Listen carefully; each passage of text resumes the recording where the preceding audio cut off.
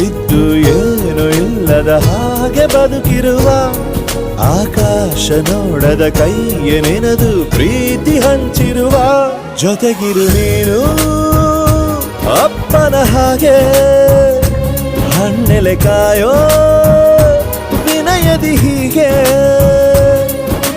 ನಿನ್ನನು ಪಡೆದ ನಾವು ಪುನೀತ ಬಾಳು ನಗು ನಗುತ್ತಾ ಬೊಂಬೆ ಹೇಳುತ್ತೈತೆ ಮತ್ತೆ ಹೇಳುತ್ತೈತೆ ನೀನೇ ರಾಜಕುಮಾರ.